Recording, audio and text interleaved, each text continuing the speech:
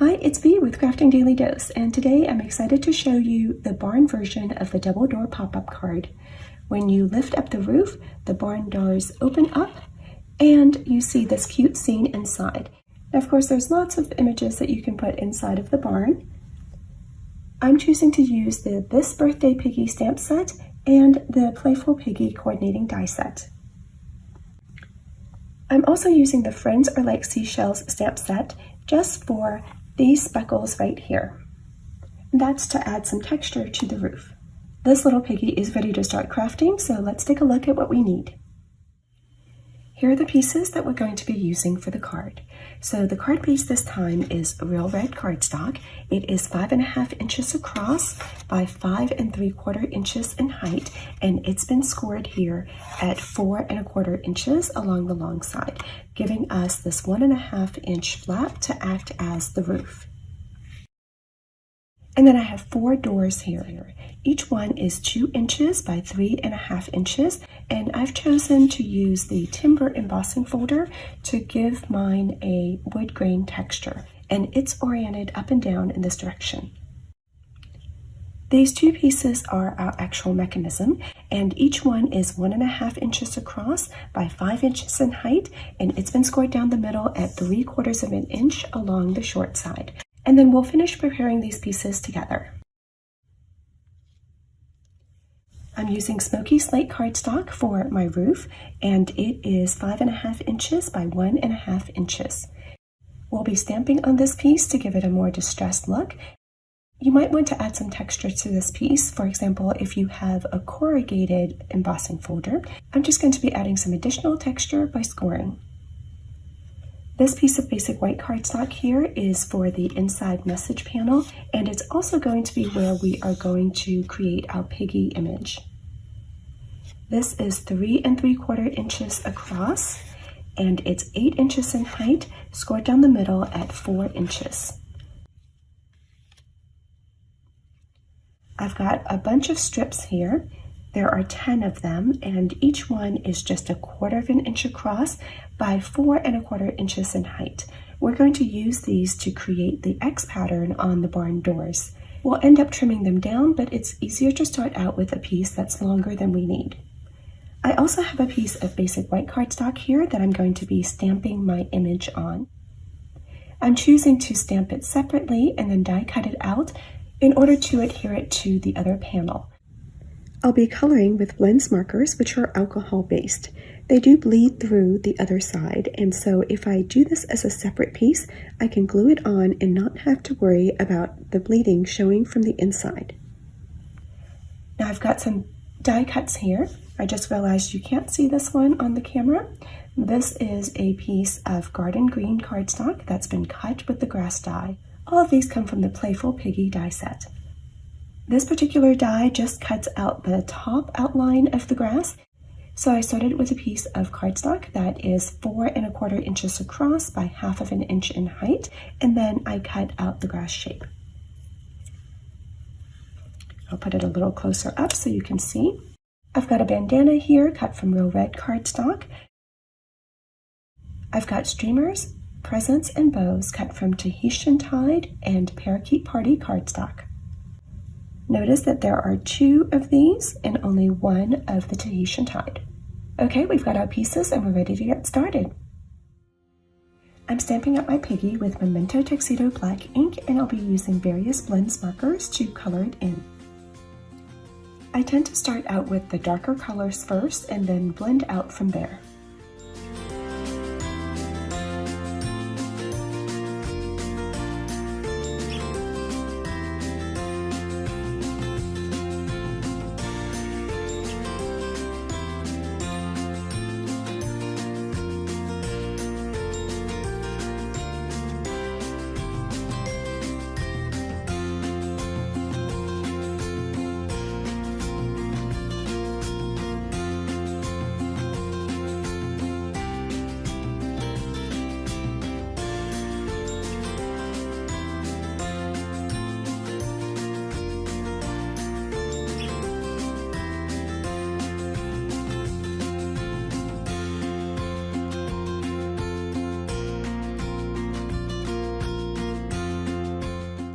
For the flame, I'm doing the darker pumpkin pie color first and then drawing that color down using the Daffodil Delight. I'll use the Playful Piggy dies to cut this out. Now that I have my piggy, I can use it as placement to be able to stamp my sentiment. So I'm going to put a sentiment here on the front and then also one on the inside. I'll start with the inside one first. I'm using Memento Tuxedo Black ink for both of these. I'm going to be stamping on the front, but I'm going to flip this back part out so that I have an even surface for stamping. My pig is going to go here, and then I have room for my sentiment. We're going to have streamers here at the top and then some presents down here below.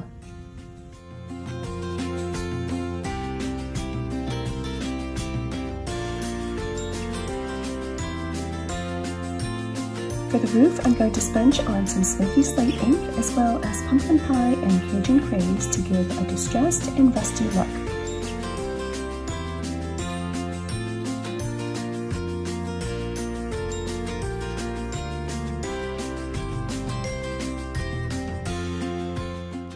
I'm also going to use the speckled texture stamp to create some rust spots. And here I'm smearing the stamp on purpose. Once I have it colored in, I'll use my trimmer to score at every ½ inch along the long side.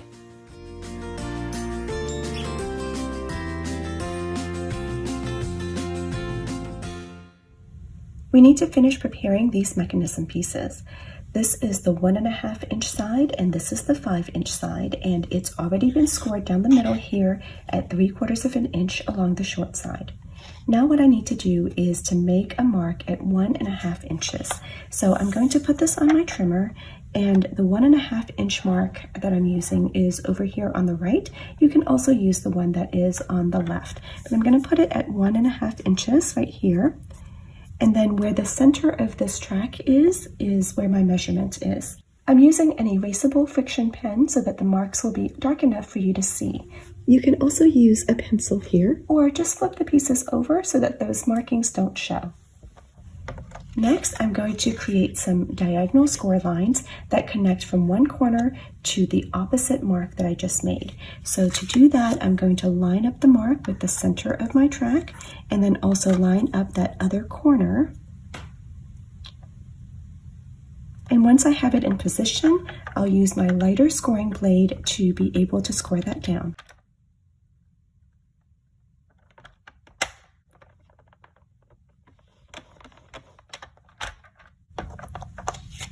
Next, I want to do the other side, so this corner to that mark.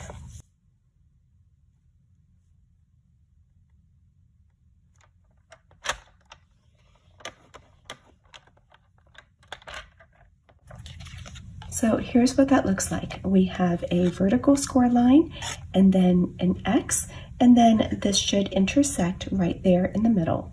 Now I'm going to repeat the same process with the other piece as well. Once my score lines are ready, I'm going to fold them all in both directions and reinforce it with my bone folder. This is going to help the paper fibers become more flexible, and it'll make our mechanism work a little bit more easily. Once I've done that, I need to cut away part of this mechanism. So what I'm going to be doing is following this diagonal line, and then once I get to the middle here, I'll follow this vertical line, and this whole section right here gets cut off. On the other one, I'm going to do the mirror image. So I'm going to follow this diagonal line and then the vertical one, and all of this gets cut off.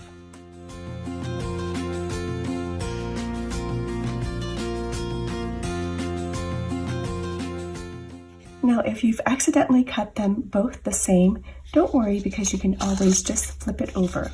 If you accidentally cut them both like this, you can just flip the second one around and you'd have the mirror image. Now we've got our card base and our mechanism. The piece that has a section missing from the left side is going to go on the left side of the card base.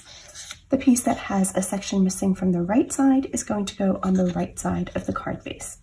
So we are going to take this piece, and I'm going to fold over this flap along this diagonal line. So it's going to look like that. And what that does is it helps me to find that center point right here. I want to take this and put it as far into the crease as I can comfortably. And my piece is going to be like this. Now let me show you the parts that I'm going to be lining up before I put glue on. So I'm going to line up this left edge here of the mechanism with the left edge of the card. And I'm lining up this point here with the crease. I'm not going to worry about the bottom section because if I've got a little bit of overhang like this, it's not a big deal. I can just trim that off. So taking my piece, I'm looking at it now from the top. I'm going to flip it over, and this section here that has a piece missing, this is going to be the section that gets glue.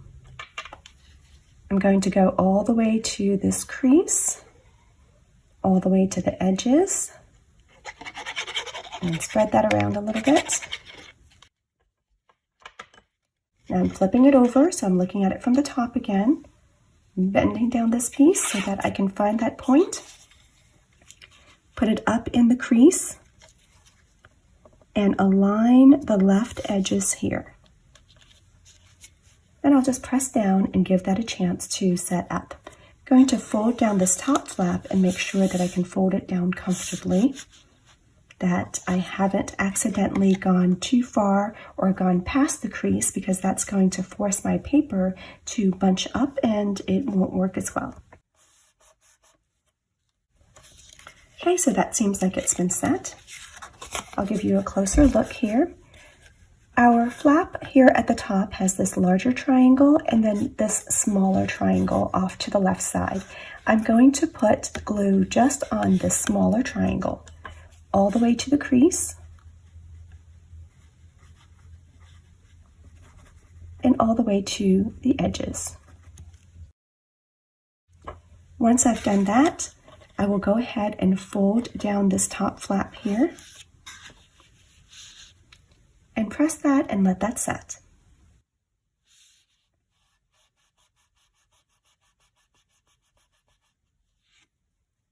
I'm going to carefully open it up and check to make sure that looks like it's functioning well. You can see that this piece is moving as it should, and this is where our doors are going to be. So that lets us know that if this piece is moving, that means that when the card is opened, our doors are going to also move because they're going to be attached to that. Now we're going to do the same thing with the other side. So here's our piece, the part that has the section missing. I'm going to turn it over and put glue just on this section.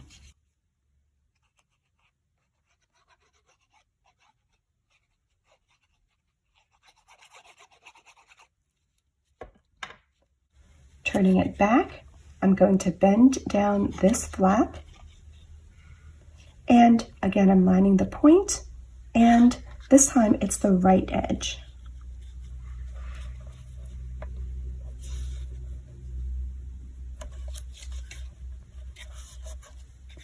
I'm closing down that flap just to make sure that it's fitting comfortably, and I can shift it and make adjustments if I need to. Once that's set up, I'm looking for this small triangle here in the corner, and I'm going to put glue on it.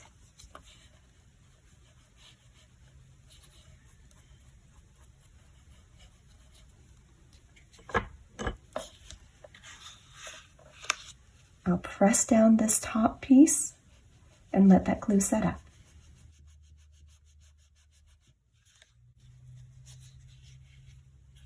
That looks good. I'm just going to use my heat tool here to erase those pen marks. Now it's just a matter of assembling all the decoration.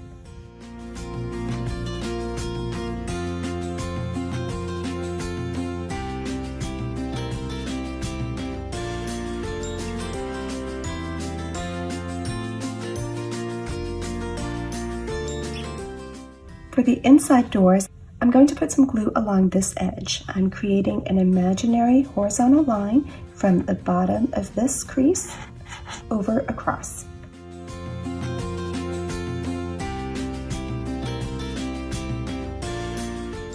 Now this piece is embossed and I want to have it so that this surface is going to be facing towards the inside of the card.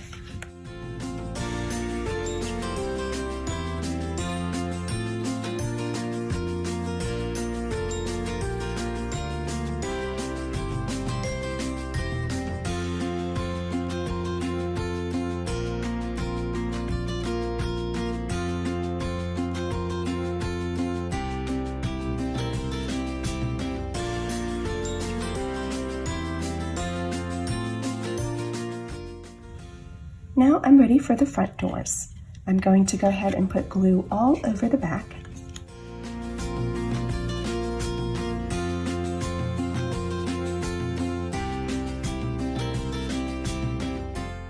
On the side here, you want to be careful not to cross this crease, otherwise the paper is going to get jammed up in there as the door opens and closes. So along the way, just pause and keep testing to make sure that everything is still working.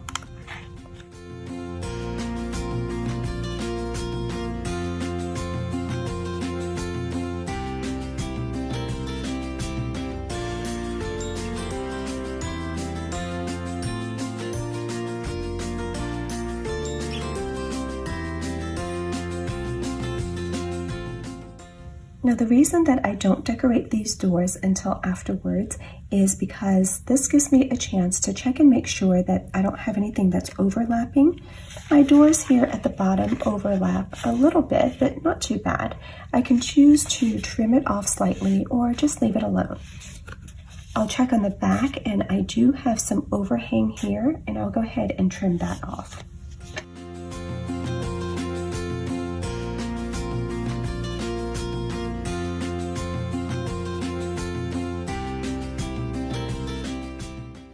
Once I've made my adjustments and trimmed off the excess, I can go ahead and decorate the doors. Now it's a little bit of a trade-off because you can decorate the doors first before gluing them in, but then it's harder to make adjustments. Or you can make the adjustments first and then decorate, which is what I've chosen to do. When you're gluing, it's easiest to set down the parts that point towards the outside edges first, because you can more easily trim off the excess from the middle areas.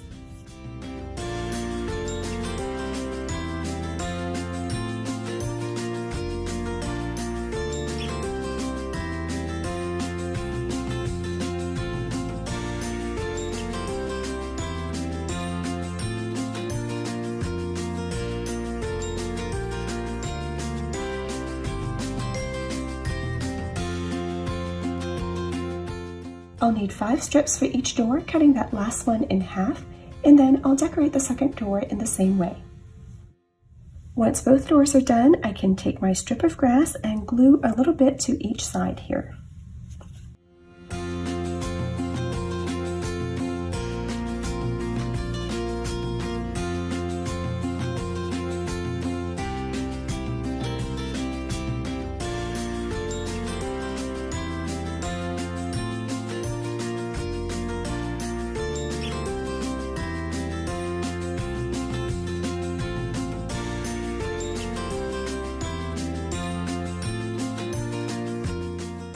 Now the barn card base is done and we can decorate the inside message panel.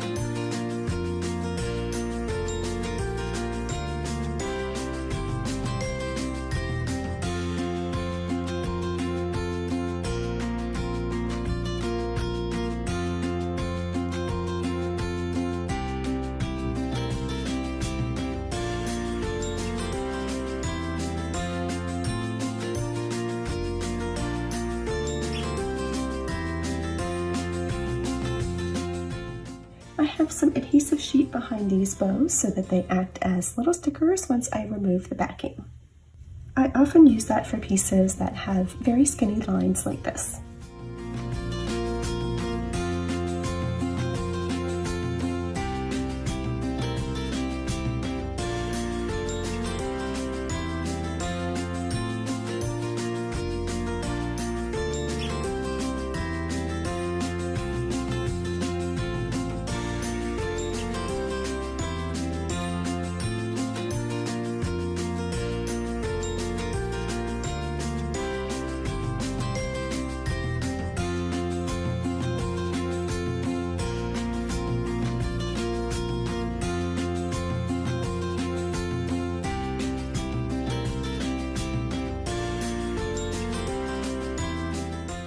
Here I'm centering the panel in this space.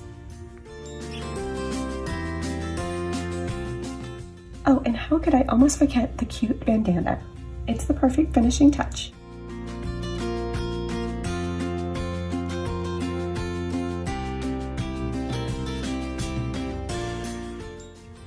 There's our finished card.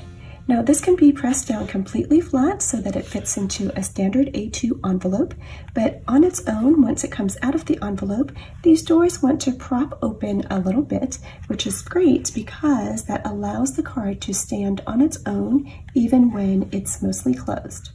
When you lift up the roof,